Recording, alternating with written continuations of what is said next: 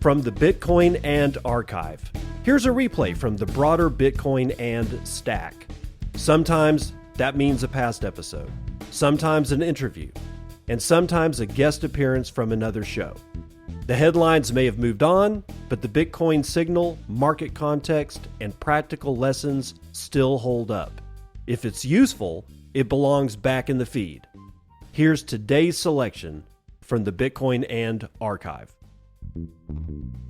It is 10:20 a.m. Pacific Daylight Time. It's the third day of September 2025.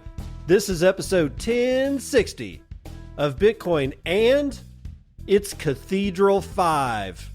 We're doing Cathedral Part 5 today. I'm not going to be talking about Bitcoin, although it will be mentioned, but this is going to be part of the ongoing series that I'm calling Cathedral, that describes an immense 1,000-year, 1,000-acre silvopasture farm, for lack of a better term.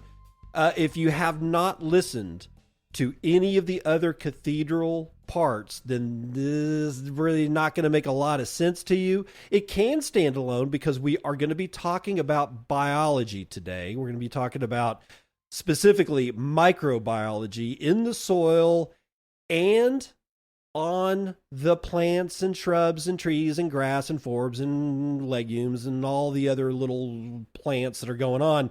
But we're going to be talking about microbiology above the soil and microbiology below the soil.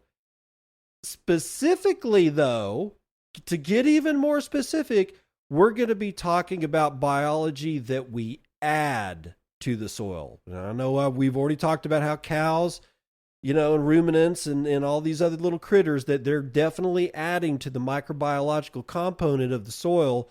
But this is going to take it one step further. This is part of the infrastructure of Cathedral. So again, if you haven't, I highly recommend that you go back and listen to the rest of the Cathedral series, starting with Cathedral 1, 1,000 Acre Years.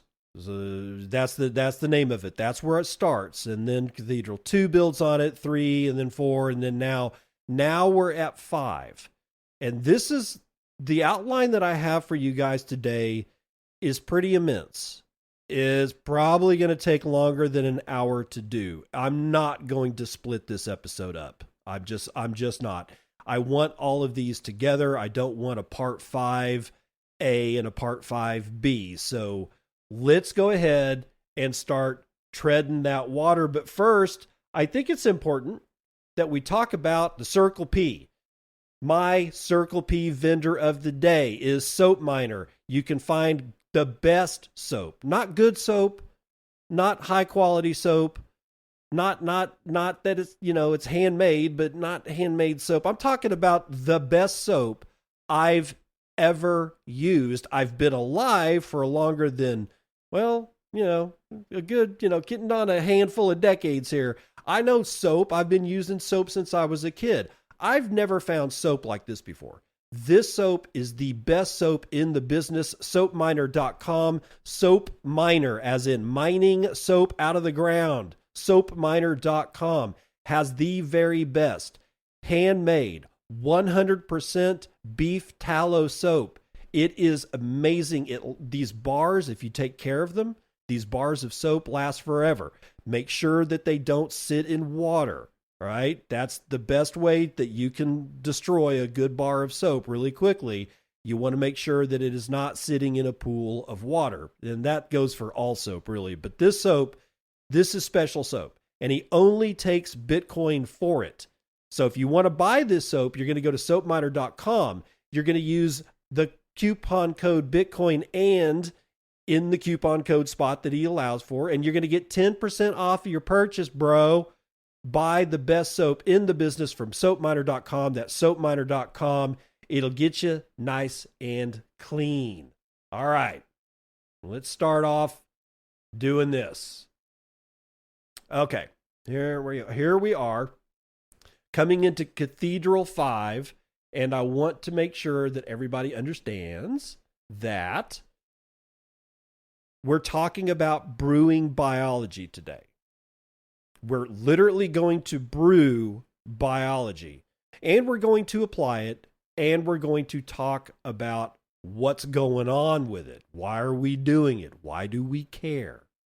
So we're shifting in focus from the earlier episodes of Cathedral, where we were really talking about geometry and flow, the way geometry is in the way that the tree lanes are built and the grazing lanes in between and the perimeter trees and the flow of the animals through the geometry. Cathedral goes well beyond that. It goes well beyond that, because geometry by itself doesn't build soil. It just doesn't. But yet the project Cathedral needs biology to fully come alive. So why does it matter? Honestly, why do we care about all this? Why are you all been out of shape, David, about all this biology? Well, because the microbiological life in the soil drives fertility. And it does that in many ways, one of which is nutrient cycling. As these critters die, their nutrients that they've collected become now available to other critters, including plants. Okay? As the plants are able to get all these bioavailable nutrients that are being continuously gathered from the resources around the microbes, turned into bioavailable molecules that the microbe itself uses, and then either that microbe gets eaten by another microbe and turned into microbe poop, which is all bioavailable to plants and, well, other microbes. It's this continuous cycling of nutrients in the soil. And these microbes not only cycle the nutrients, they gather nutrients that used to be unavailable to plants. These critters can go get them and can make them available to plants, like mining phosphorus, which all by itself is usually locked up and is not very available to plants. You can put phosphorus on the soil, and sure, for a little while, that phosphorus is available to plants, but it quickly becomes bound up in the mineral component of the soil because of the way the chemistry works.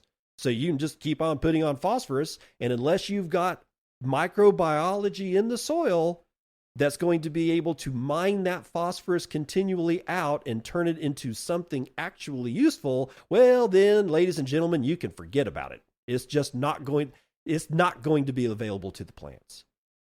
And then a lot of this is going to be a discussion also about biochar, which I've definitely talked about before, and I talked about it at length in the last episode, which is Cathedral Part 4. And I've also talked a little bit about brewing biology, but for that particular episode, but not like we're going to do it today. And so as a reminder for people, why is biochar important? Well, first of all, it's a charcoal. It's almost pure crystalline carbon, not diamonds. I'm talking about it's like charcoal, except not the charcoal you use for your grill. It's more like activated charcoal that you'd find in a water filter. It's almost pure carbon. It acts as a water battery because it holds 7 times its weight in water. Chemically, it's chemically bound. It's not like it's in a sponge where you can squeeze it out. No. The water is chemically bound to the biochar, so it doesn't evaporate, and it makes everything water resilient. Again, 7 times its weight in water. A gram of biochar will hold 7 grams of water. Chemically, it's not going anywhere, except unless a plant actually needs it and is able to knock off those water molecules by, actively mining the water. This makes land resilient. But more than that, biochar is a nutrient battery. So any bioavailable nutrients are also locked away into the structure of this biochar. It's not allowed to leach away with the rain. It holds it chemically, just like biochar holds water chemically. And then biochar acts as a habitat for all these little micro critters, right? It's a porous structure. It's got in fact, 1 gram of biochar, if you were to flatten it all out and look at just the surface area of pure carbon surface that it has, it's an NBA basketball court for 1 gram. And think about how much nutrient you can chemically adhere to that surface of a NBA basketball court. Ladies and gentlemen, it ends up being quite a bit. And again, it's really taken up plant bioavailable nutrients like nitrogen, phosphorus, potassium, but also like micronutrients like calcium, magnesium, copper, and iron. It all is, it just sticks to this biochar like glue, right? So along with that, like I said, it's a habitat.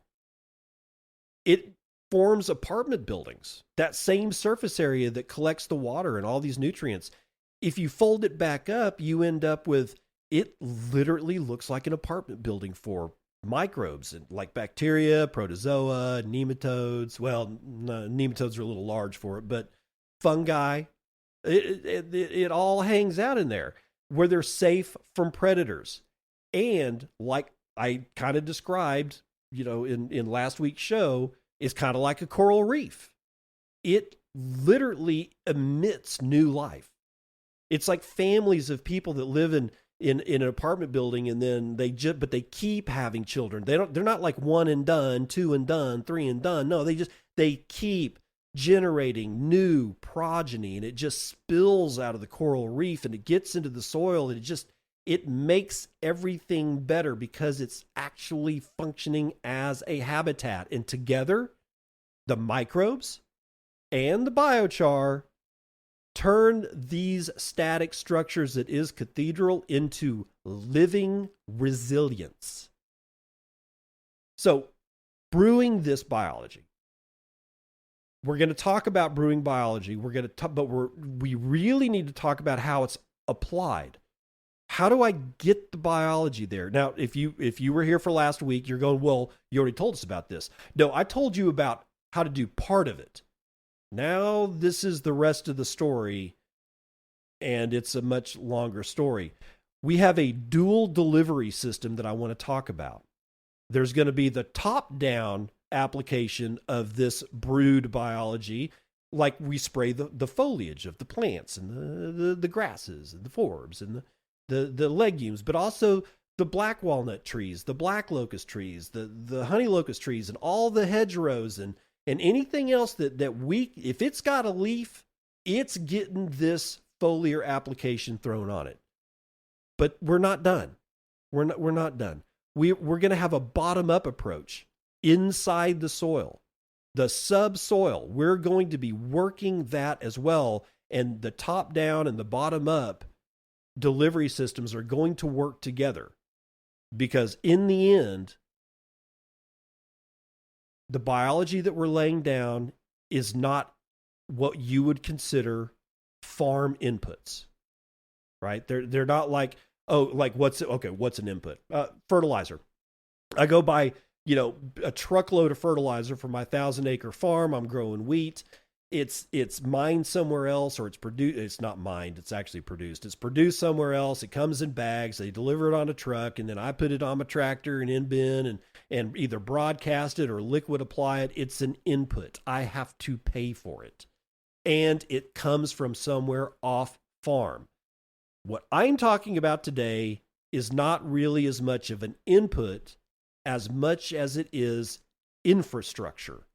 It's infrastructure for the Cathedral system. Just like the tree lanes are infrastructure, just like the grazing lanes are infrastructure, the animals are infrastructure, any buildings are going to be infrastructure, and there will be buildings. We'll get to them much later. But it's infrastructure. It should not be seen as, oh, it's a bug in a bag or a bug in a jug, and we buy it from somewhere else. And no, because all this needs to be able to be brewed right there at Cathedral. And needs to be brewed with items that are coming off of the Cathedral system. Compost that is made on site is going to be a part of that system. So for the rest of this show, the first third of this is we're going to be talking about land stewardship and the biological focus. But the final third, we're going to get into a little bit of economics, and we're going to delve into something that many of you might find utterly distasteful: carbon credits. If you've heard me talk about carbon credits before, you know two things about how I think about it. One, carbon credits are stupid. They are just dumb. They are there to make, I guess, the ESG folks feel good about themselves so they can do whatever they want to the environment. And as long as they're buying carbon credits, hey, they're okay, right? No, okay. Well, that's sort of true. That's the way that I feel about carbon credits. Here's the other side of that coin. If they're going to pay me money to put carbon in the soil, then I'm going to take their money. But I want to make deadly sure that I don't actually think that this whole carbon credit thing, this scheme, is anything but that. A scheme. Probably grifting, if not grafting, or whatever else you want to put it. But I'm not leaving money on the table. If somebody is going to help offset my cost to put a whole bunch of carbon in the ground, I'm taking it. Right? So it would be helpful to me if you kind of hold your nose as we go through the carbon credit thing, because honestly, it's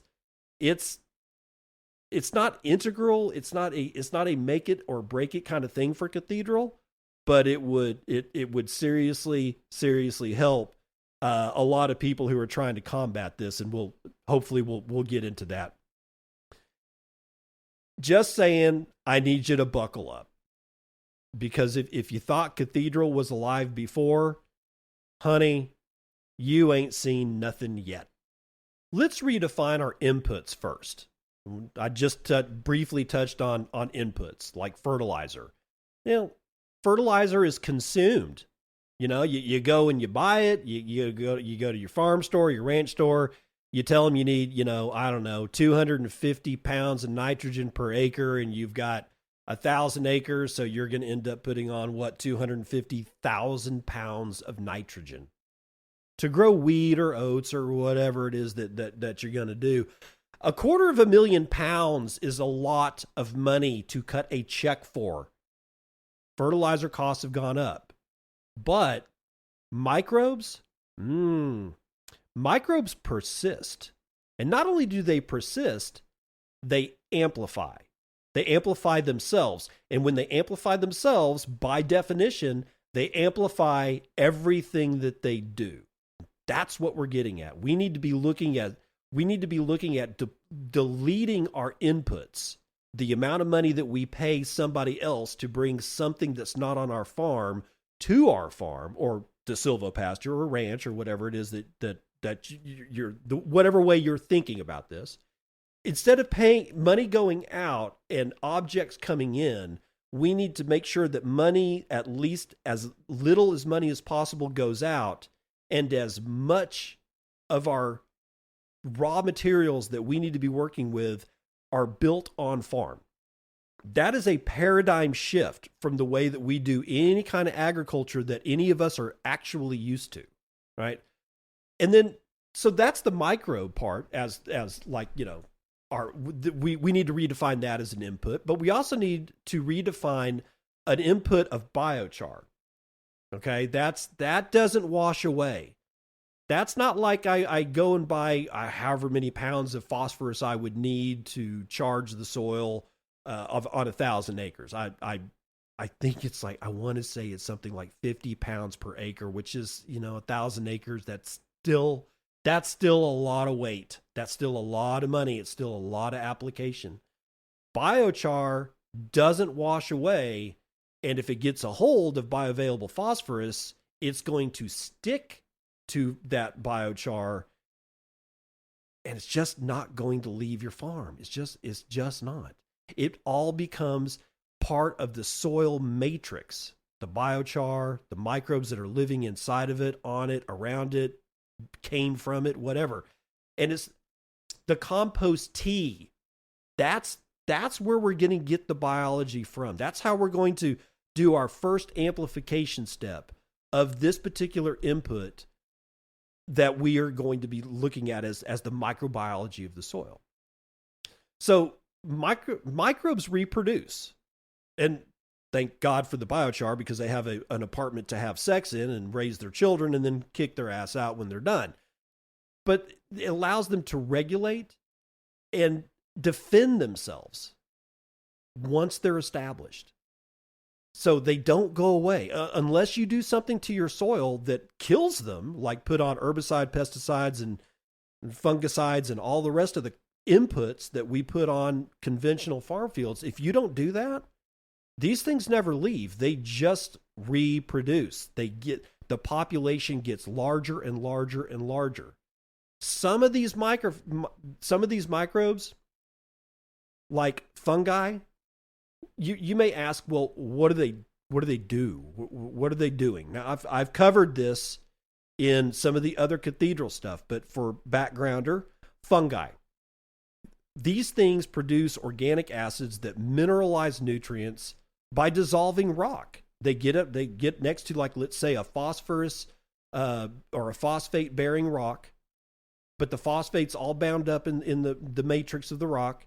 They digest that rock with organic acids that they produce. It frees up the phosphorus. They take the phosphorus in and they trade it to the plant in return for sugar, which is the carbon-based sugar is, well, that's nature's currency.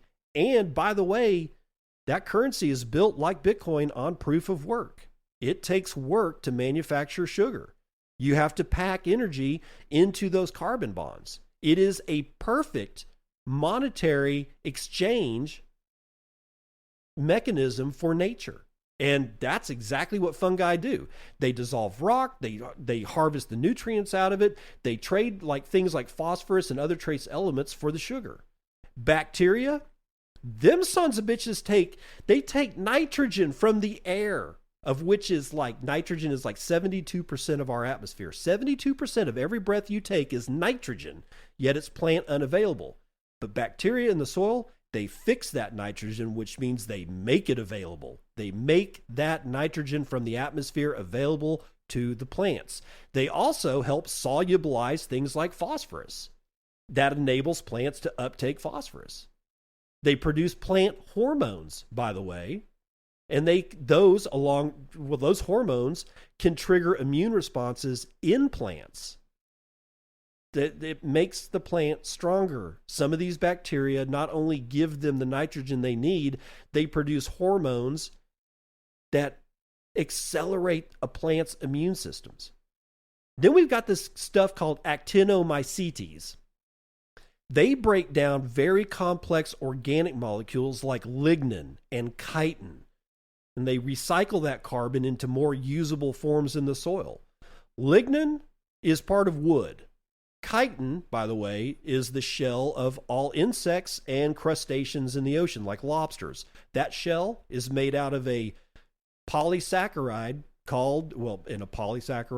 actually it's a protein polysaccharide complex, so there's protein and sugars, and it fits together in a certain way that makes a hard shell, right? And lignin is a bunch of sugars like that are molecularly bound together that is almost impossible for anything but actinomycetes to break down.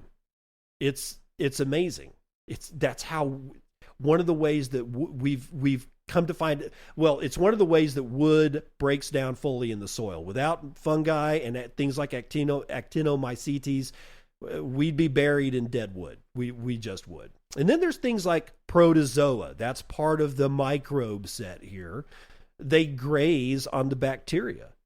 They're like their own. Think of them as the ruminants of the soil, and they eat bacteria, and they poop out nutrients that are in plant available form. It's a microbial digestion, as it were.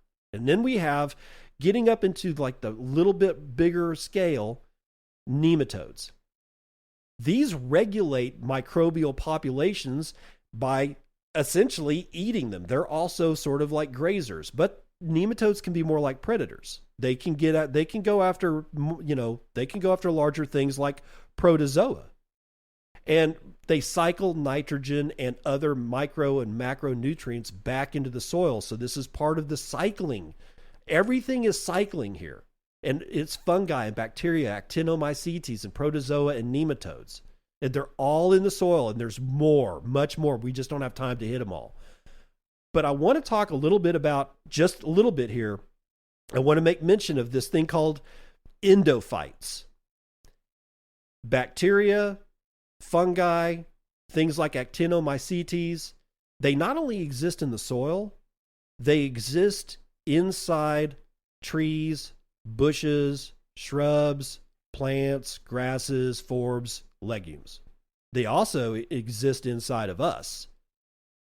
If you're one of these people that think that you got to wash your hands 10 times a day, if you were to see what's going on in your gut and how much bacteria is in your gut, you might get a little anxious. I'm just saying, we are the beings of this planet, whether you're a deer, a giant beaver, a human, or a giant walnut tree, you are shot through with bacteria, at least. Now, in the case of plants, those things are shot through from tip to tip. And I'm talking root tip to the top of the tree, all throughout the branches, all throughout the active part of the wood, all throughout the leaves is shot through with fungus and bacteria. And they're all working together. They're not working against each other. I mean, in the case of disease, yeah, that's not a good thing. But under normal circumstances with a normal healthy tree, that tree is infected tip to toe with all kinds of living critters. And so is grass, and so is forbs, and so is bushes, everything. It's not just the roots that have fungal connections. Those fungal connections stretch up all the way through the plant, all the way through the tree to the very top leaf. And that top leaf is shot through with bacteria and fungus. And it's all working together. That's what an endophyte is. And that word's going to come back up, by the way. I wanted to put that here because fungus and bacteria and things like actinomycetes, that's part of that. Not so much protozoa and nematodes, but bacteria and fungi, yes. That exists throughout every plant you see. And they're working in concert for the greater good. So the compounding effects of this application of biology. Remember, we're talking about spraying all the leafy surfaces, and we're also going to be putting this stuff inside the soil. Each application, because you should be doing this. The way that I think about Cathedral, this should be done multiple times a year, at least once a year, but every year. You never stop. If you were going to spend money putting nitrogen on your soil, then spend 1/10 of that and brew up biology and put that on your soil instead. Because every application layers more biology into the system. And earlier inoculations, they're established. They have a huge population, and now they're getting new genetic material added to them. They're never going to have a bottleneck in being able to breed, right? You're never going to end up with a monoculture of a single kind of bacteria in your soil. And that's one of the reasons why you continuously add more populations, different populations to the soil. And that earlier layers of the applications are going to inform the later layers of applications, but those later layers are also going to inform the earlier layers. You're going to have a genetic pool that is immense, and that's critical so that you don't end up with genetic bottlenecks, or you don't end up with one species that is so genetically identical to each other that one disease wipes them all out at once, right? That's never going to happen in a system like this. And by the way, I just want to reiterate that all this is going to be associated, all this microbiology is associated with this biochar, this charcoal, this agricultural charcoal that we're going to be putting in the soil. And those particles, those biochar particles, are like emission points for new life. So they themselves will be emitting new layers of biology all the time. This is sort of like a circulatory system for the cathedral system. The foliar spray, when we spray the leaves and the plants and the grasses and all that, it distributes biology top down. We'll get into more of that. And the subsoil injection distributes biology from the bottom up. Together, they mimic veins and capillaries and arteries that carries fertility throughout the system. Remember what I said about endophytes? When we do foliar sprays, we're allowing these microbes to enter the leaf and the stem and the branches. After a while, it's really the entry points are the leaf and the new growth on the branches. Barked, really heavily barked over situations, it's not really the microbes aren't going to penetrate into the plant. But that foliar spray, when it hits those leaves, these microbes are definitely going to penetrate from that side, and they're going to work their way down. The stuff that we put in the soil is going to contact the plant roots, and that biology is going to go from the bottom up. And again, together, it's sort of like a circulatory system for Cathedral. It's a bridge. This entire thing is a bridge between the geometry or the structure of Cathedral and the function. Why are we doing Cathedral in the first place? We need several different outputs that we can sell at the market, and we need to be able to do it in a way where biology is king, cycling is king, management is king. All of these things are king, right? Instead of pulling in sacks of nitrogen, we're doing it from a different standpoint. It's the biology that fuses that structure, the tree lanes and the types of trees and the types of grasses and the types of forbs. It fuses that with the animals. It fuses that with the way life works on the farm. So it's not just about geometry and structure. And it's not just about animals rotating through the paddocks. It's about tying it all together. And the way this entire system is tied together is these continuous applications of biology, which we can brew. Yes, we can brew this stuff. So you might say to yourself, Self, how do I do this? I mean, he's talking about all this biology. How in the hell do we make enough biology that we can put into a tank and spray on leaves, and however he intends to do it, put it underground? Well, there is several ways that you can brew compost tea. Most of the stuff that I come across on things like YouTube is small scale. We need more industrial size, but I'm going to go middle ground here. So that we can, I'm not going to describe some kind of manufacturing plant with steel, fermenters and whatnot, although that is in my mind. But what I really want to do is I want to talk about something called an IBC tote. You've seen them. If you don't know what an IBC tote is, if I showed you a picture of one right now, you'd go, oh, those things. I see those things everywhere. It is think 500 gallons.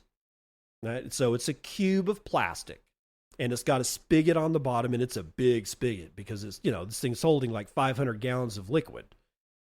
That cube is wrapped in aluminum steel caging, right? You've seen them. It's white plastic. Sometimes they're different colors. Most of the time, though, when you see them, they're white. And they have this aluminum caging around them that wraps all the way around it, and that's what gives that plastic structure so that as it bends out, when it's got 500 gallons of Heinz ketchup in it, that structure will not collapse in on itself and blow out. So that's what I'm talking about. That is honestly, even for something like Cathedral, a couple of those, and you're off to a hell of a start. So there's this woman named Laura Ingram, or Ingham, I think is actually her name. She is one of the first people in the world to actually define something called the food soil, or the soil food web, right? And that is that is what we're building is actually a soil food web, except I don't want to get into that because I think you're going to understand what a soil food web is after we get finished with this discussion. So I'm not going to go into it right now. Her and one of her friends came up with this system to brew compost tea, which is old technology. This isn't new. It's not like we just discovered this, but we are kind of rediscovering this, right? So it's been around for a long time, right? So you take what they did is they came up with a system where they would take a standard IBC tote, they'd cut the top of it off, not all of it, just like it's a certain size, and I think it's like a rectangle or something like that. It's just the exact size for them to put an air compressor on top of. Now, they built this air compressor. It's not something you go buy at Home Depot. It's got special arms and armatures and stuff on it, but it's essentially a gigantic air compressor. And you put that on top and you bolt it to what's left of the frame, the aluminum frame that is on top of the IBC tote. So it just gives you a port that goes in there. You make really good compost. And again, Laura Ingham, she's got like a $5,000 class you can take if you want to learn how to use a microscope and identify all the good critters in the soil and make an assessment as to whether or not your compost is really up to snuff. But I don't want to get into that. If you want to pay $5,000 for Laura Ingham's course, you can go do that. Let's just assume that our compost is high quality compost. It's got a lot of fungus and it's got a lot of bacteria. It's not filled with bacteria and fungi that are harmful to plants. That we've made the highest quality compost that we can find. And what do? We take a kind of like a burlap bag, except think of it more in terms of a tube, not a bag, but a tube. And it's about 2 foot long, maybe 3. I'm sure they come in different sizes. And it's designed to hold compost. And so you fill it up full of compost, and you take that bag and you throw it into the water. Actually, let's back up. You're ready to put the bag on. So you've already filled up the IBC tote with just regular water from the tap, except that tap water's probably got chlorine. Even if you're on farm, you probably got well water, but it doesn't hurt to fill up the IBC tote and flick on the air compressor and let all of that air just bubble through the water for about an hour. If you are on chlorinated water systems, this is critical because otherwise you dip that bag full of compost, all the critters are going to die, or at least most of them will die, and a lot of them will just be severely weakened because that's what fluoride and chloride in water systems do.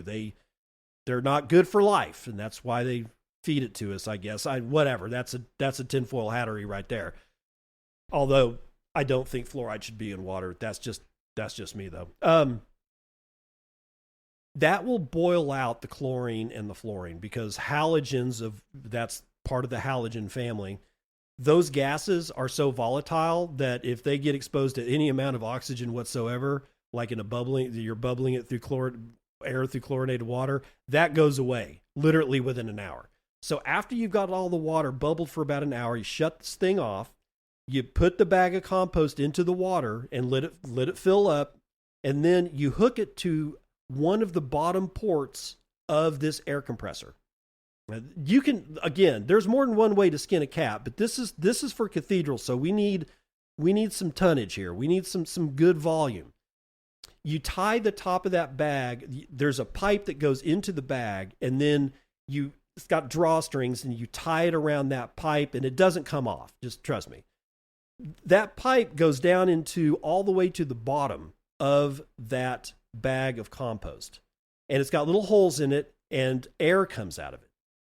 All right. So then on the other side the other part of the air compressor, the part the armatures that go into the liquid, there's a couple of other armatures that just go all the way down to the bottom of the IBC tote and they just pump air into it. And it's all from the same air compressor. So all the water is moving. So now when you turn it on, air is bubbling through the compost, and the water itself is being churned by a whole other set of air jets that are coming out of the air compressor, so that water is 100% oxygenated, and that compost is definitely being aerated because there's that pipe that's blowing air through, from tip to toe on it. What you're doing is you've started the tea brewing process, right? So then what you do is, it depends on what you want. You need to feed this thing.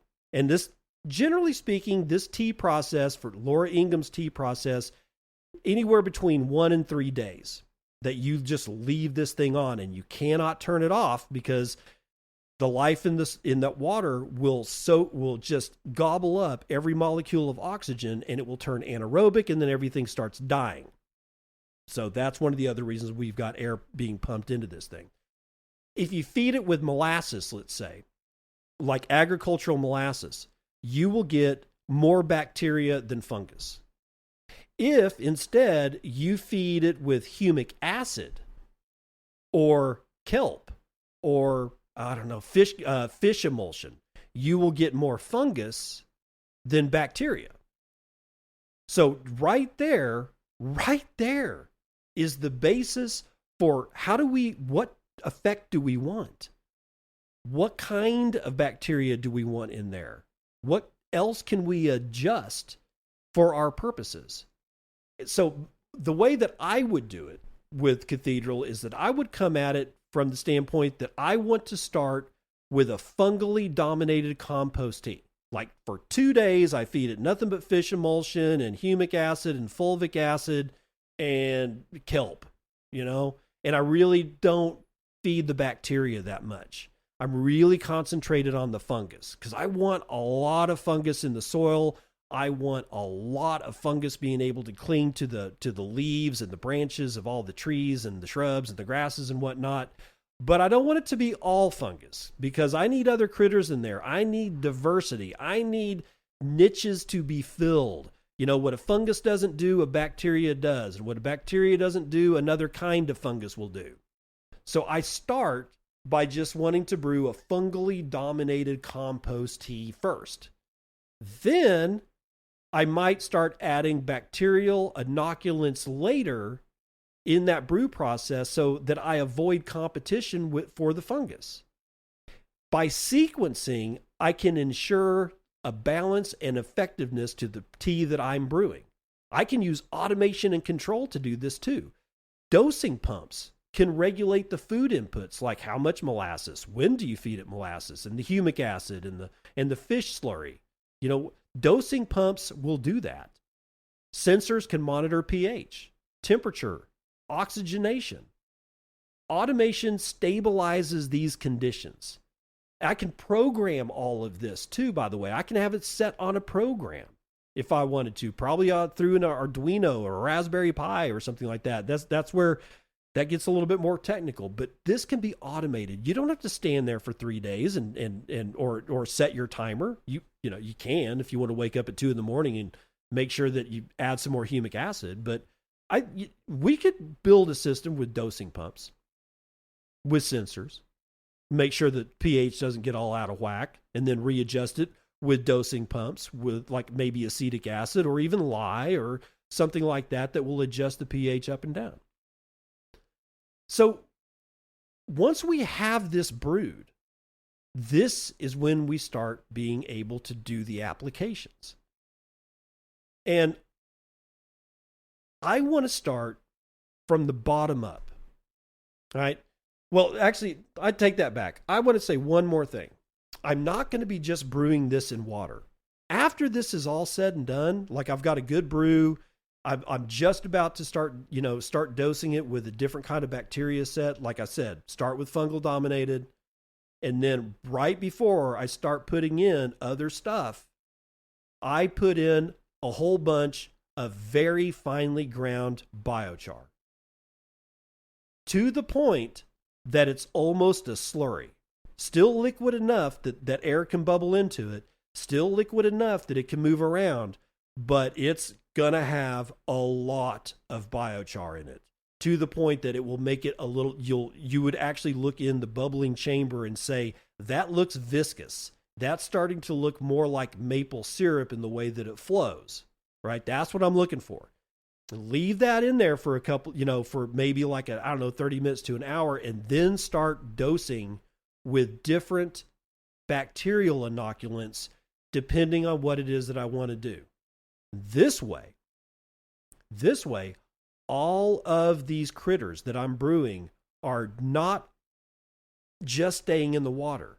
They are starting to move into their little apartment complex. They're starting to take the TV up the stairs and get their friends with the pickup truck that has the sticker on the back that says, yes, this is my truck. No, I won't help you move. You hornswoggle, they're moving in to all these nooks and crannies into that is offered by the biochar. Now we're ready that we can take this entire IBC tote and think of it this way. This IBC tote is permanently fastened to a small trailer. We can just hitch that trailer up. We use it we connect it to the battery of the car. So because we always have to have this slurry being oxygenated. We really wouldn't want the oxygen to be turned off for any longer than 30 minutes to an hour. And I wouldn't even want 30 minutes. This is continuously aerated. And by the time we're ready to apply this stuff, it's going to be thick. All the nooks and crannies of the biochar is going to be filled with life, and it's going to be filled with nutrients, and it's going to be filled with water. It's not going to take anything away from the soil, because if you were to put raw biochar in your garden, you would actually see detrimental effects first. Why? Because the biochar is going to suck all the plant available nitrogen out of the soil in its area, all the plant available phosphorus. Remember how I said that the biochar holds water and phosphorus and all kinds of stuff because it's sticky? It's also a magnet. If those spaces aren't filled, those spaces will become filled, and the nutrients that fill them will come from the soil. And people have done this, and they've said the first 2 years that they put biochar on, because they didn't charge it with biology and nutrients first, they saw bad effects to their tomatoes. They saw bad effects to their cucumbers.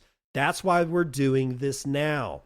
Before we apply it, it has to be filled with the life. It has to be filled with the nutrients. It has to be completely soaked in water, and that's going to help us deliver it in the bottom-up delivery, which is subsoil injection. There was a man in either Australia or Tasmania, or New Zealand. I'm pretty sure it was Australia. His name was P.A. Yeomans, and he invented something called the Yeomans plow. It's also known as a keyline plow.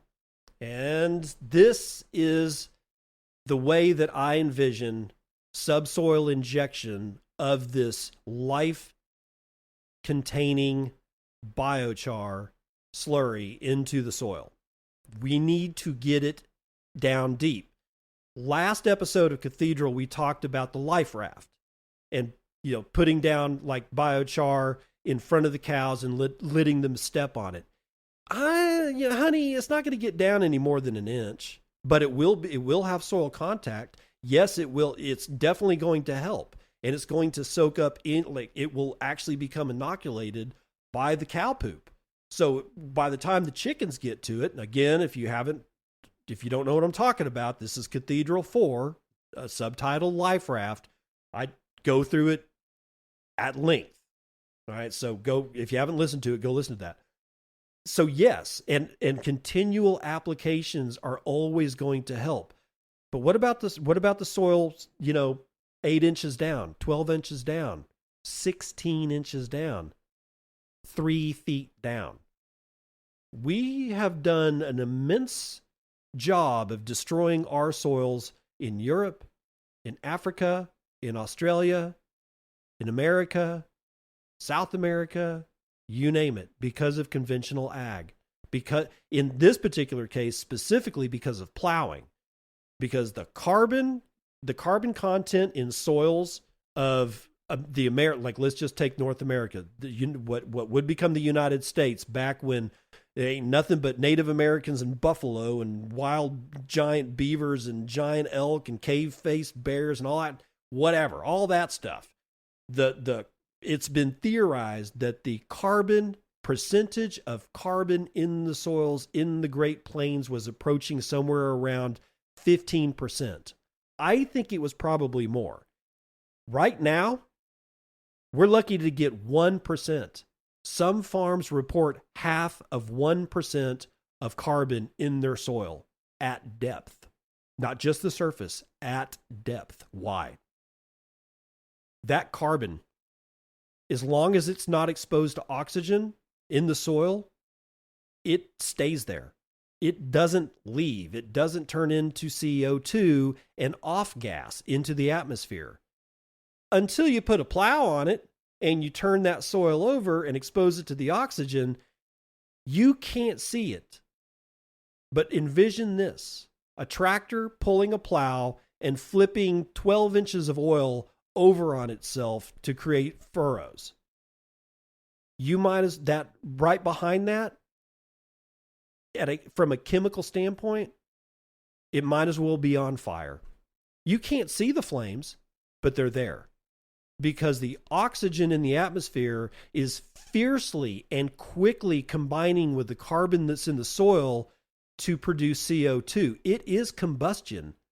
It's just not the way that you think about combustion. But every time we plow the soil, more carbon goes into the atmosphere. It leaves the soil. We cannot do this shit. So therefore, I make assumptions about where Cathedral goes. If it's anywhere in the Great Plains of the United States, we need to put carbon back in the soil, and we need to put it back at depth, at various depths, but getting down to 3 feet. How? Well, again, this is that keyline plow or the yeoman's plow.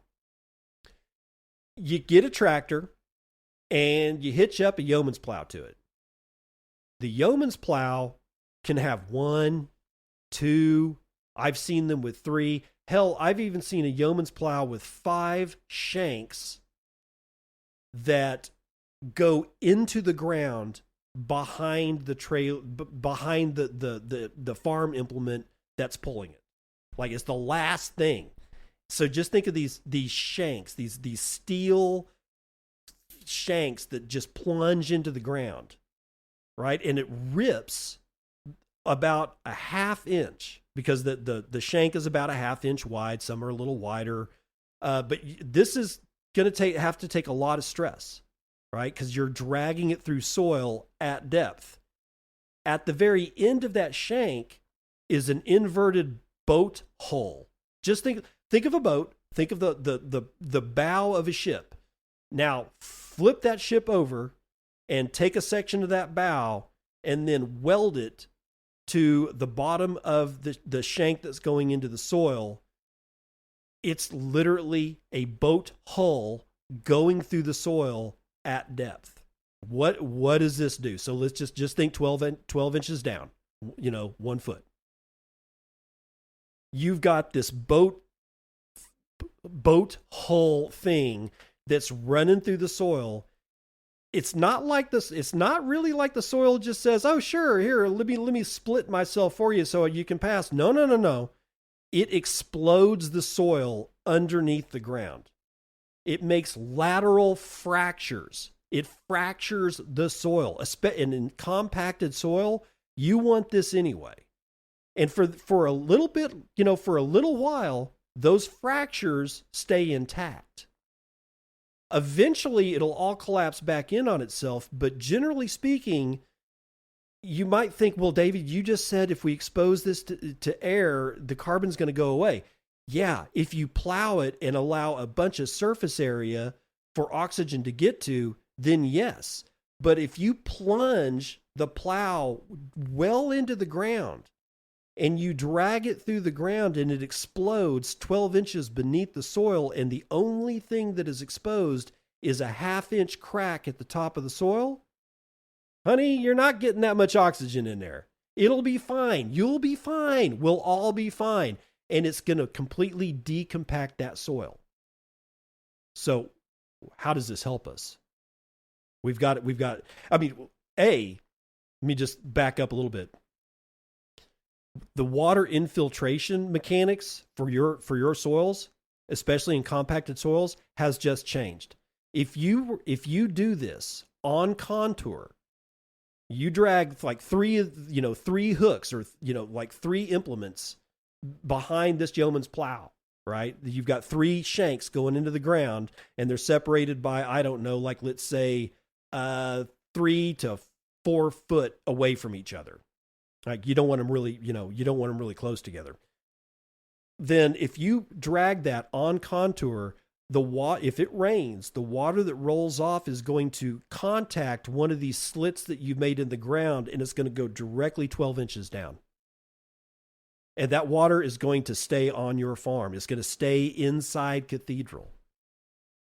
If it's flat, you don't really have to worry about contours because you're not on a hill. Well, then it doesn't really matter. But the water is going to be able to find its way way, way, way deeper as it rains than it ever would have, especially in compact soil situations, in which case the water just rolls off. It rolls onto somebody else's farm, and you don't get to keep the water.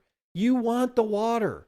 This is a way to make sure that you harvest all the water that you can. The problem is, and it eventually builds soil. Eventually, we can bootstrap that by injecting this slurry that we've been talking about directly into that crack. But if we don't do that, even though the keyline plow system harvests water and builds soil eventually, in another use of the word eventually, that soil will collapse back down and you have to subsoil again. I don't want to drag implementation through the soil all the time. It costs diesel. And if you've got a good, a whole bunch of really good fungi, in the soil, you can disturb them. So you want to keep even a keyline plow disturbance down. You sure as shit don't want to plow like conventional plowing. But we've got to engineer something here, ladies and gentlemen. Here comes the engineering play. We've got to manufacture a pipe that sits behind the shank that goes down and has some kind of injection head at the very end of it, right behind the boat plane. And we've got to be able to fill that crack from 12 inches down all the way to the top of the crack at speed, which is about farm speed on something like this, 3 miles an hour. Something like that. So we're going to have a lot of slurry. We're going to have these pipes. And the reason they're behind the shank is so that the shank, as it rips through the soil, protects the injection pipe. So it's got to be wide enough. It can't be over like a half inch or whatever. It can't be protruding from the edges of the shank that's going into the soil. It's got to be right behind it and 100% protected by the shank so that you don't break your injection pipe. Let's say and I know we can build that. Farm engineering and ag engineering has been around forever. Yes, we can do this. Those pipes need to be connected to the IBC tote. Where that IBC tote goes, maybe it's part of the implement itself. We already said that we put these on a trailer. We strap it down and we brew it right there on the trailer. Maybe we just hitch it in between the tractor and the keyline plow because the keyline plow doesn't need the tractor's power takeoff. So we don't need an axle going there. However we do it, there's definitely more than one way to skin the cat, but we're going to need that reservoir that is continuously being bubbled of that life-infused biochar slurry being pumped with a slurry pump into those pipes and injected to the point that it fills up all the lateral cracks and fissures that the keyline plow made and all the way up to the very top of the soil level. At 12 inches, that shit is never going to recompact, and it's going to be filled with life. So let's think of the grazing lanes in Cathedral. This is what we do. This is exactly how we're going to go about infusing carbon, water retention, nutrient retention, microbe and life retention into the soil at depth. And we are actually going to, at the start, we're going to do this quite a bit. You know, I mean, we're not going to do like, hopefully after a while, we don't have to do it anymore, but I can load up my soil with a lot of carbon, a lot of life, a lot of water holding and nutrient holding capacity with this system. So we make multiple passes, right? We ensure that biochar and the compost tea are deposited immediately before that soil closes back in on itself, which takes time. It doesn't close immediately, but we want to pump it right there. But we can do multiple depths. I've been saying 12 inches, which sounds like, you know, it might be a little deep because we're dragging this steel cutter through soil. And if you've got compacted soil, you know how cement-like that shit can be. This can do it. I've seen it done. I've seen it done on several occasions. Subsoiling is a thing. This isn't new technology. This is very old technology. It's just a new way to apply it. But we also need this stuff at 6 inches. Well, can we do 6 inches? We certainly can do 6 inches. We can do 12 inches. We can do 16 inches. We can go down to 24 inches. Ladies and gentlemen, we can go down to like 3 feet. After that, you know, and actually between 2 and 3 feet, depending on how compact your soil is to start with, there may be some problems. Let's assume that we're not, and we can go all the way down to 3 feet. That's how far down I want this stuff. So I might start with just doing 6 inches and drag these trenches, do this entire keyline plow and subsoil injection system throughout the entirety of all the acreage of all the grazing lanes. And then next year, I do it again at 12 inches. And then the next year, maybe 24 inches. And then the year after that, 36 inches. After that depth, I become more unconcerned with what's going on at below 36 inches.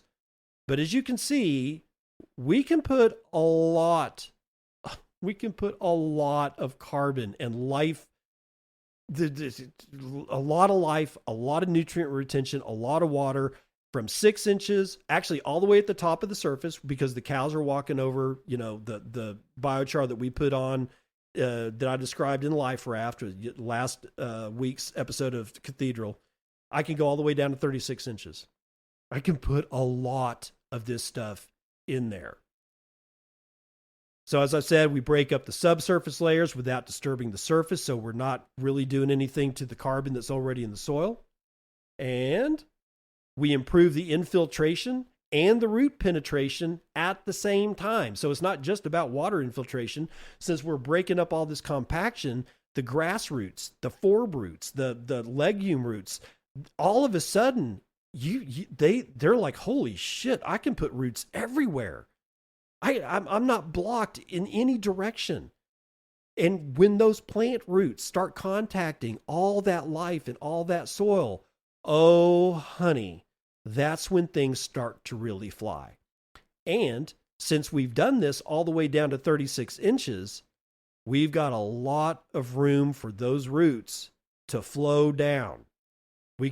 Now they're going to start really doing some photosynthesis for us. They're really going to be able to store their energy and bounce back after a heavy grazing. They're really going to be protected against disease and drought and nutrient deficiencies because we put a huge water, nutrient, immune system, life-giving battery, square inch to square inch, everywhere in the graze. This is a long-term carbon reservoir.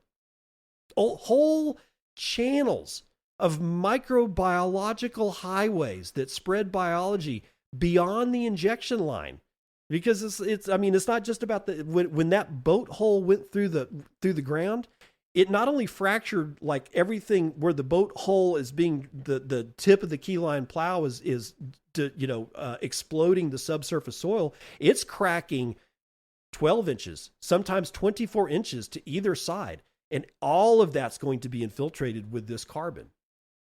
And all of it's going to act as a microbiological highway. That's the circulatory system. We're now talking about the very circulatory system that connects everything together. The biochar part, along with all the other stuff that it does, this is long-term carbon reservoir. It's forever carbon in practical terms, and that'll come back when we talk about carbon credits. And again, just to remind you, this thing is like, it holds, all this carbon holds 7 times its weight in water. It gloms onto nutrients and doesn't let it go. And all the microbiology that it contains is purpose built to go either mine rocks for more nutrients or pull nitrogen directly out of the air and make it biologically available to all the plants that are connected to all this biology in the circulatory system in the first place. You see where I'm going with this? The biochar, again, it's the housing development for all this microbiological life. And unless you do something rather stupid, like use a side on it, herbicide, pesticide, fungicide, nematocide, all these sides, they'll always be there. And it's the herd underneath the ground. You feed the herd on top of the ground with grasses and forbs and herbs, but you've got to feed the herd that lives underneath the ground, because they're going to make sure you have something to feed the herd above the ground. Up and down and down and up. From the top down, from the bottom up, it all works together in a symphony. So, what about the trees though, Dave? What do we do in the tree lanes? You're not dragging a keyline plow through that. You could do some serious damage to the roots. Yeah, you could. So there's another type of injection system that we can use. It's called a Vogt injector system. VOGT. I believe it's manufactured in Germany. But think of a jackhammer. This injection system is just like that. It's a pneumatic jackhammer style tool for a single point injection of whatever it is you want to inject. And you know what we're talking about. We can inject this life-infused, nutrient-infused biochar directly into the ground. But instead of as a trench, we can do it as a single point. Why would we want to do that? Because we got tight quarters inside the tree lanes. I'm not going to be dragging, I could. We've got enough room to drag it through there, but you'll do the kind of damage to the root system that you don't want to do. You really will. You'll be hitting really heavy roots, and that is a disease vector just waiting to kill out an entire tree lane. But we can use a single point injector like the Vogt injector system. And it does the same thing. It fractures the soil from below, and then it delivers our life-infused slurry. It's also ideal for things like residential lawns and golf courses and orchards and other high traffic areas, because when you do this, when this jackhammer goes down into the ground and you hit the button and this giant air compressor, you've got this huge reservoir of highly compressed air, and it all releases as a slug and just shoves this stuff down. It explodes the ground, but fills all the cracks with this carbon, this life, these microbes. It's not going to compact again. It's not, and water will infiltrate. So yes, this thing works in all kinds of places. And this is what I would use for the tree lanes. And every once in a while, I would go through and I would find the parts of the tree lanes where the root lines or the root balls, or rather what's called the drip lines of the root system, where they're all connected together. I don't want to do this by a trunk of a tree. I want to come out to the drip line. So I need to find out where most of the drip lines are connected to, like the honey locust tree, the black locust tree, the black walnut tree. And that's my injection point, because that's going to help fuse all those trees together with that mycorrhizal fungi I keep talking about. Now, that's already going to be there in the first place, but there's no reason not to keep injecting this stuff into the soil because of its water retention, because of its nutrient retention, because it's going to continuously spill life to the very things that are built to harbor that life, not just the biochar, but the tree roots. They form these associations with all these trees. They harvest minerals and nutrients for the trees, and the trees in turn give these critters the best currency since Bitcoin, sugar, which is a proof of work currency. And I'll do an entire article on that, I promise. But that's how we're going to start injecting all the carbon that we want into our soil to do all the good things that we want it to do in our soil from the bottom up. Next, we go top down. So, foliar spray. This is how we're going to get this biology introduced from the top down. We've taken care of the grazing lanes. Hell, we've even taken care of underneath the tree lanes, and all that's going to work for us. But now we need to start thinking about foliar applications of this exact same thing. So, compost tea brewed with fine biochar particles. Maybe quite not as slurry-like, maybe a little bit lighter of a mix, maybe even a little bit heavier. I am not going to pretend like I know exactly how all of this is going to work. Because like I said before, like Mike Tyson says, everybody's got a plan until you get punched in the face. Things will change. So I have to be flexible about how I think about this. So I'm thinking, though, that we probably wouldn't want to have as much biochar applied in this particular brewed compost tea, but we would do the compost tea the same way, fungal dominated at first, and then adding whatever bacterial critters that we want to it, depending on what effect we might want to get. And I'll get to that here in a second.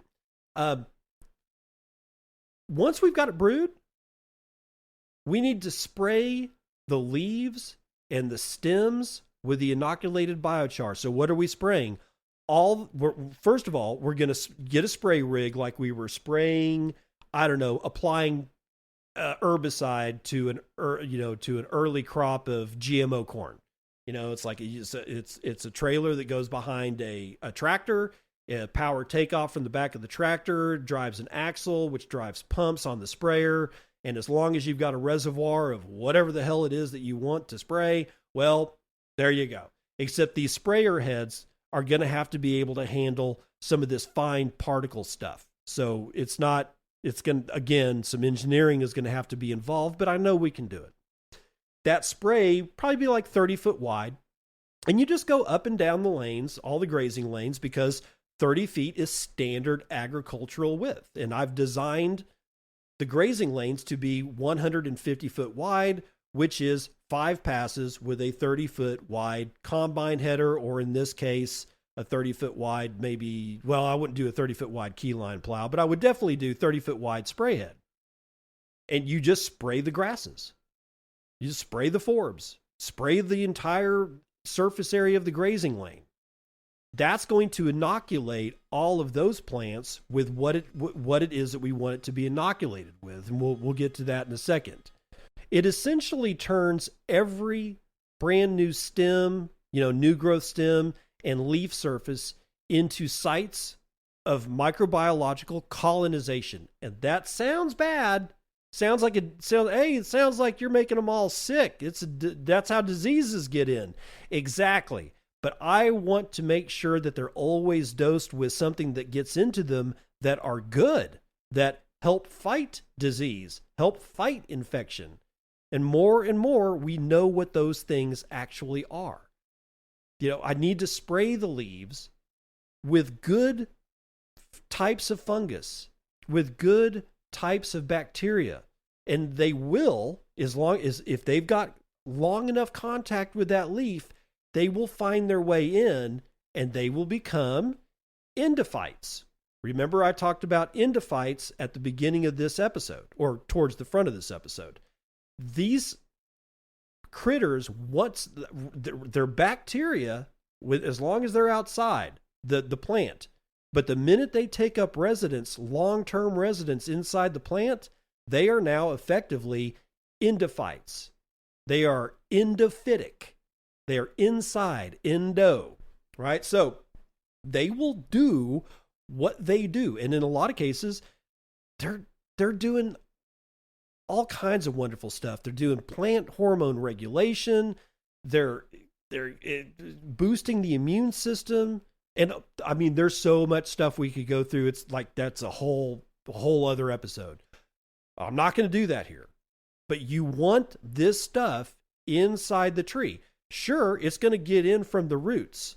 I want to make sure every single year, maybe even twice a year, that every leaf surface of every tree, of every hedge, of every grass, of every forb, of every legume is coated with the biology that I want to have there. Why or how, basically, how do we do this? I got an idea about that.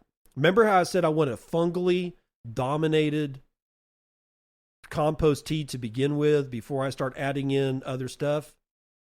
I got a theory. Now, it's got to be proven out, but just bear with me. There's this stuff called glomalin.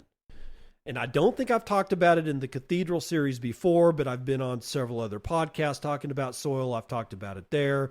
I've had a couple of other episodes where I've talked about it, but the short version is that glomalin is a glycoprotein. So it's got sugars and protein, or, well, amino acids and short amino acid chains. Oligopeptides is another way to put it. They're not like a whole huge protein, but they're molecularly complexed together. And they're bonded. They're molecularly bonded to each other, so they don't really break off of each other, right? This glomalin is like glue. And it's produced by arbuscular mycorrhizal fungi in the soil. And there's probably a couple of other things too, but what we really know about is that we know at least arbuscular mycorrhizal fungi in the soil, and this is the same fungi that connects tree to grass and grass to legume and legume to shrub and shrub back to the original tree in a giant communications and trading loop. It's like the Silk Road, and the sugars from one tree actually feed the grasses, and it's amazing the way they trade water and resources and nutrients and information. But you've heard me talk about it before, but this is the same stuff. One of the things that it produces in spades is something called glomalin. Why is it called glomalin? Because it gloms on. It gloms on to soil particles especially. It's exuded outside the arbuscular mycorrhizal fungi in the soil, and it permeates into the soil, and it causes friability in soil, which means it's like soil, it makes soil looser. It aggregates soil particles together. And without it, you get highly compacted soils. There's other reasons for compacted soils, but this is one of them. But it's very glue-like. It's a very high molecular weight molecule. It's predominantly carbon, and a little bit of nitrogen because it's a glycoprotein. But the way it acts, it's like a glue. So if I have, and again, everybody has a plan until they get punched in the face. The theory is that if I can get arbuscular mycorrhizal fungi or any fungi that is okay for plants to produce glomalin while I'm brewing it up in a compost tea, then part of the liquid component is glue. Well, wouldn't it be great if not only did I have this glue in there, and not only did I have this life that I'm brewing in there that is very diverse between fungus and bacteria and some other stuff, wouldn't it also be great if I had some biochar that was loaded up with these particles of fungus and bacteria? And as I sprayed, that particle contacts a leaf and sticks to it because of the glomalin. See what I'm getting at here? Because the longer I can have these critters contacted with the leaf surface, the more chances there is that it will be able to infiltrate the plant and become endophytic, which is exactly what I want. If I were to just spray, I mean, it's not that it wouldn't work if I just sprayed it, as water or whatnot. Sure, some of them would get in, but I want to increase. I want to maximize this. So if I can select a species to brew first that produces as much glomalin as I can, it can't do anything but help stick everything to the leaf, including a big old chunk, well, microscopically speaking, a big old chunk of a half of a piece of an apartment building that's filled with families just waiting to kick their kids out of their apartment and have them go find someplace else to live in the plant where they do their thing, which is exactly what I want. Endophytes. Little baby endophytic infections everywhere. That's what I want. I want endophyte colonization. Because here's some of the fungal players. Trichoderma or trichoderma, depending on how you want to pronounce it. It thrives in these compost brews. What does it do for the plant? Boost plant immune responses. I want that. I want that in my plant. I want trichoderma being able to get inside the plants and the trees and the grasses and all that stuff, and I want them to help boost the plant immune responses. And then there's something called Bovaria bassiana. What does it do? It deters pest fungus, because not all fungus is good fungus. I want something in there that says, hey, this fungus isn't really helping you out. I can help you with that. Damn Skippy. You damn Skippy. I want this Bovaria or Varia in there. I want it in there. That's going to be something that I add into this compost tea. What about bacteria? What do they do? Well, there's something called Bacillus subtilis. Right? What does it do? It supports nutrient uptake. It also defends the plant against pathogens. There's Pseudomonas fluorescens that enhances root and leaf health. So this is alive in the roots. It lives in the leaves. I've put it in the soil. I've sprayed it on the leaf. Then we've got Azospirillum brasilensis, I think is how you pronounce it. Fixes nitrogen, dude. It's an endophyte. What would be better than to have bacteria that takes nitrogen out of the soil and feeds it to the plant right where the plant wants it? Because all the activity in the summer, ladies and gentlemen, it's going on in the leaves. It's going on in fruit production. This is exactly where I want nitrogen. I don't want nitrogen to wait as it travels up the superhighway of the from the tree roots all the way to the leaves. I can just put it right there at the leaf. I can have it burrow into the leaf. I can have it live and party down and I don't know, call for fast food takeout right in the leaf while it's watching movies and fixing nitrogen right where it's needed. That's what this stuff does. That's what endophytes do. If you thought you pulled a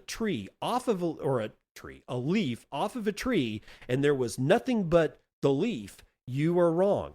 You are just as wrong with that assumption as if you think your intestines don't have more bacterial cells in it than are present in your entire body. Because what I just said is true. You have more individual bacterial cells in your body than your body itself has human cells. What do you think about that? So endophytes set up inside plant tissues, and they sort of act like market stalls right where they're at. I've talked at length about the market stalls that are set up in roots by arbuscular mycorrhizal fungi. Well, now I can do it directly in the leaves, in the stems. You know, the new growth stems, not the old growth stuff. That's probably at this point kind of impermeable, but new growth, yeah, it'll happen. I can get stuff right in there. That skin is pretty thin. And as long as I got glomalin and I can make sure that I've got I can chuck, a whole, Chicago projects, half of a freaking apartment tower and have it stick onto the leaf or the stem. Yeah, endophytes are going to just run freaking rampant. And as long as I make deadly sure that I'm not introducing a pathogen to that tree, dude, I'm golden. Next, we're going to come up and talk about some service models and client applications, because we've kind of gone through what it is that I need to touch on as far as Cathedral is concerned. We've got it in the soil. Now every leaf surface is coated with it. And by the way, to coat the leaves, it's a different kind of sprayer, but they have them. Again, I'm not having to build anything that much new, except for like the injector on the back of the shank of the yeoman's plow is about the only thing that I really need to mess with, and to make sure that the spray heads on the sprayer would be able to take at least a little bit of, particulate matter without clogging up. After that, man, everything else is golden. And the sprayers that orchards use to do foliar applications, and in some cases, they're foliar applying compost tea because they know what's good. I can literally just drag one of these tree sprayers inside the tree lane and just point it straight up and drive it down one side of the black walnut trees and down the other side, and all the underside of the leaves are coated. Then I can go to the outside of the tree lanes and I can just put it up at an angle and I can just spray it and go up one tree lane and down the other, and all the outside of the leaves are done. And I just know that I would be able to get enough surface area contact to have enough sites of infiltration for these critters that this is going to be some of the healthiest trees, most well-defended trees ever. But it doesn't have to necessarily stop there, because Cathedral is about integration. Would I want to buy a sprayer just to only do it 2 times a year? Would I want to buy and that would be like for the grazing lanes. Do I really want to buy something like a tree sprayer and only do it like a couple of times a year? What if I can offer this service to other people and they pay me money? That's where this is sort of like a kind of like a foreshadowing of what we're going to talk about with the entire system of Cathedral. But we can build a company around this entire system that's just spraying compost tea and doing foliar application and doing soil injection. We can build an entire business, an on-farm business that not only does its business on farm, like to do the grazing lanes and the trees, but offers that service for profit outside of the system. What does that look like? Remember ChemLawn? They'd come out to your house and they'd spray your lawn with that green goo, and it was just nothing but just high powered chemistry. Yeah, we could do the same thing with this system. We could use the exact same application systems that ChemLawn used to use, and they've become something else. That service is still around, and they put all kinds of nasty chemistry on your lawn. But we could use that same exact application, use that same application infrastructure to do a residential lawn, charging the same amount of money, right? I could get portable equipment, that to do this on lawns without, damaging their sprinkler. I'm not gonna, I mean, that's at least for, the foliar application. But what if I wanted to get, inject this stuff into their subsoil? Well, I'm not going to drag a keyline plow across a half acre or quarter acre or even 1/5 of an acre front yard. I'll kill their sprinkler system. And that's where that Vogt injector comes back in, right? I've already got the gear. I'm not applying foliar applications and subsoil applications every day to Cathedral. I should have a whole crew that goes out into the nearest city and says, hey, we can make your lawn look awesome without chemistry. We're just going to put life onto it. We're going to put life underneath it. And I can use all the same stuff except the keyline plow. But I've got the Vogt, right? I could offer this service to ranches and farms where I could use the keyline plow for slurry injection. I could cover thousands of acres in a season. I could do multiple depths to ensure permanent decompaction of their soil and give them long-term fertility as well as water holding capacity. Golf courses? Well, I'm not going to keyline golf courses, but again, we've got the Vogt injector. We can do foliar applications on a golf course. We might be able to get some real money out of that, guys. We could deliver biology without tearing up any of these sensitive surfaces. Orchards? I could deliver these services to orchards. I'm not applying this every day to Cathedral. I don't want idle equipment. That just doesn't make sense. I don't want a depreciation schedule on something that's, got a weed growing next to it because it doesn't need to be moved for 2 more months and hasn't been moved for the 2 months before. It's just sitting there doing nothing. I can wrap a crew around that equipment easily. I can tell golf courses and ranches and farms and the residents inside cities that they can reduce chemical use and use less water and disease, make their lawns disease resistant. Who doesn't want this shit? Especially if I can prove it, right? So we've got homeowners as a market. I got ranchers as a market. Organic farms as a market. I got turf managers as a market. That's a thing, by the way. That's a real job. You'll find them at golf courses. They're called turf managers. But guess who else might want this? Municipalities. Parks and recreation, bro. I've seen some very large parks with very large sprinkler systems. Do you think they'd want to reduce their dependence on water and how much water they actually use? Do you think they'd want to be able to capture more water from rain events? You betcha. You betcha. They just need to be educated. But what I've just described, this brewing biology section, this I can take off farm. I can use it on Cathedral, and I can use it outside Cathedral. And this is the first time we start getting into a little bit more. Like I said, I'm foreshadowing what's to come, but this is sort of the first thing about how do we get double duty out of everything that we do. And this is the first instance of that. This is a lawn care business.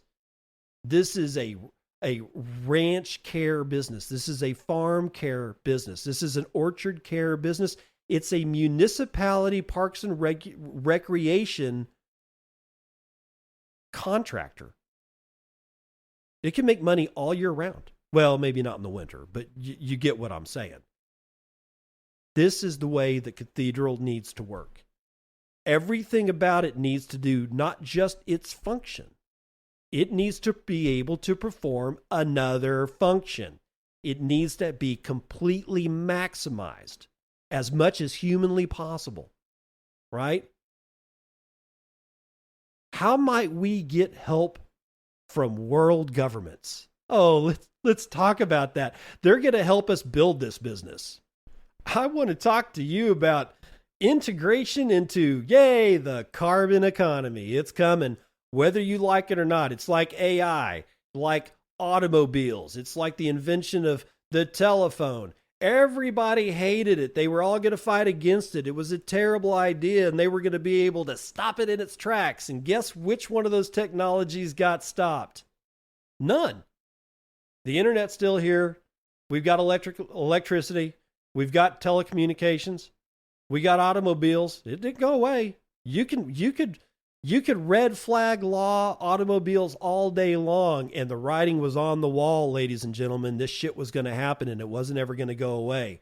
I am going to presume that the carbon economy isn't going to go away.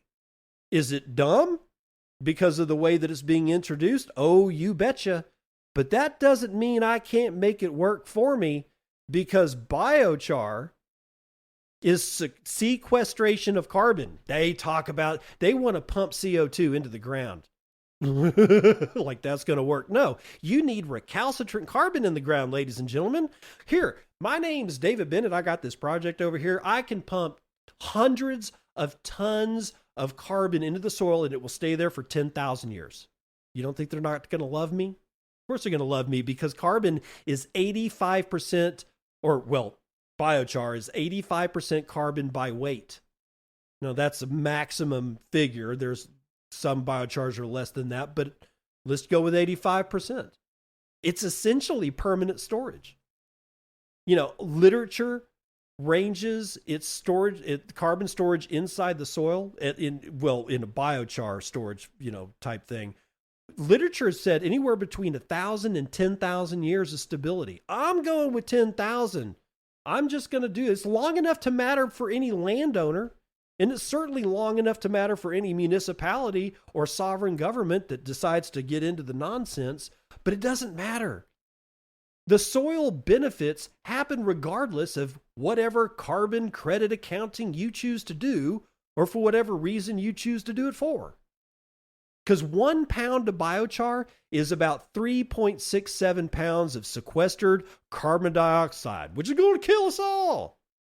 Well, I want 1 pound of biochar in my soil. I want tons of biochar in my soil because of all the cool shit that it does, that you already know that it does, right? I got biochar acting as both a soil amendment and a verified carbon lockbox. It's measurable. I know how many pounds of carbon I can put in the soil. It's auditable because I've got that all written down and certified. And those numbers allow me markets that normally people don't get a chance to get to. Specifically, it allows me entry into the carbon market. Like, for example, 1,000-acre deployment of like this subsoiling thing we've already talked about. Like I've already done it. I've already done it to Cathedral, right? Let's say that I've made my first pass on 1,000. Well, okay. We'll just say like 1,000 acres before we even plant all the trees. I got 1,000 acres.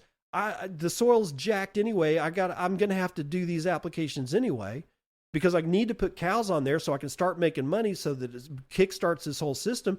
I'm going to do the entire 1,000 acres. And I'm going to pay special attention to putting this carbon where the trees are eventually going to go. But I'm going to do all 1,000 acres. And at 1 pound of biochar applied per linear foot, I can probably sequester about 12,000 tons of CO2 every year. 12,000 tons, not 12,000 pounds. We're talking 24,000 pounds. That's just on one shank. Let's say I got 3 shanks. All of a sudden, our numbers start going up really hard.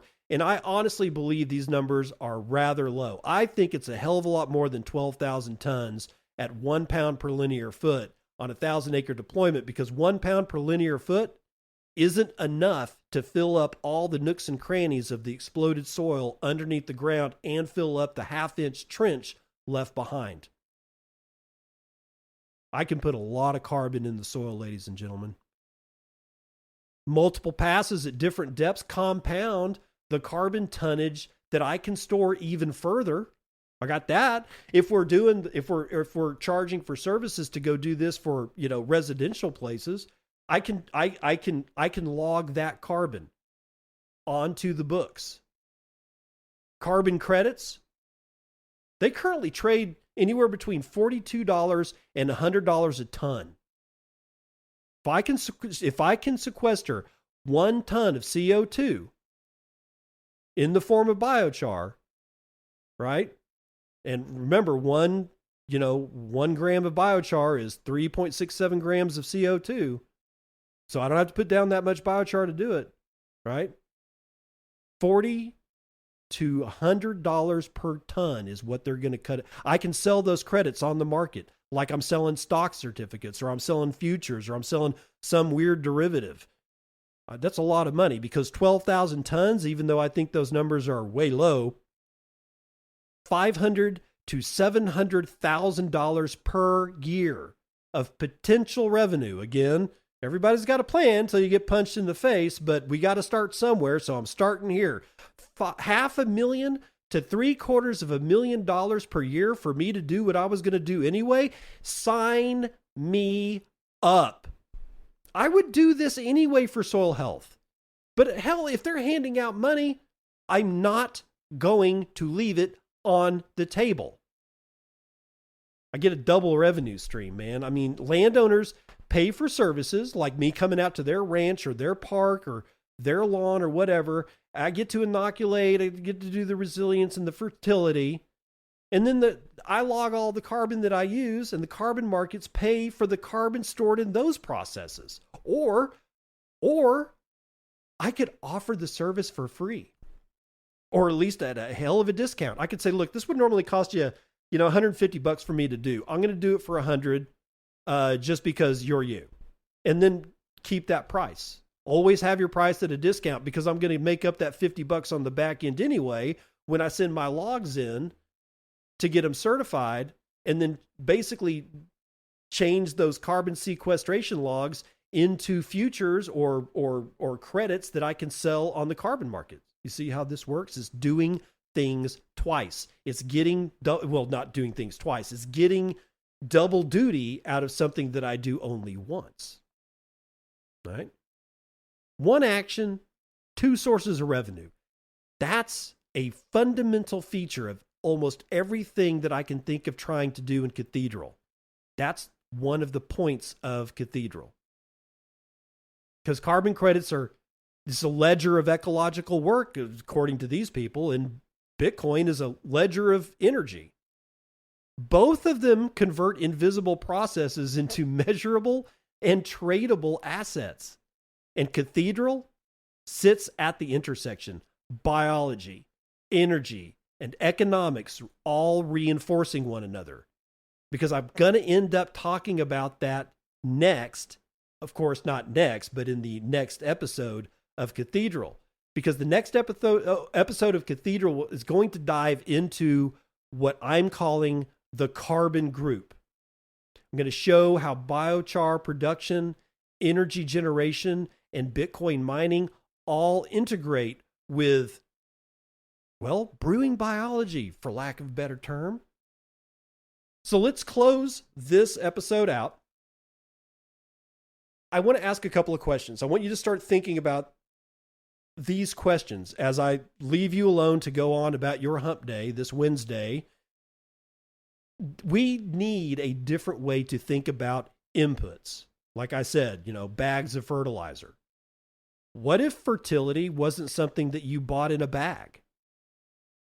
What if fertility could be brewed, inoculated, and made to self-replicate itself all on farm or on Cathedral or on your ranch? What would your ranch or what would Cathedral look like if the pastures never got compacted ever again? How would your farm change if water stayed in the soil through every single drought? How would your lawn look? Your golf course look? Your orchard, if you didn't depend on chemical rescue, but instead biology glued to every leaf and root, at least for a day. I mean, it's going to wash off after, the glomalin is not going to stay around forever outside in the atmosphere. It's going to get solubilized by rain, and it will go back into the soil, which is great. But what would that look like? You're not having your plant is healthy. Its immune system is being boosted from the inside by things that we can brew. Can you see the biology as infrastructure? Can you see it as not being an input? I mean, are we ready to design for resilience instead of just reacting to bad things that happen to us?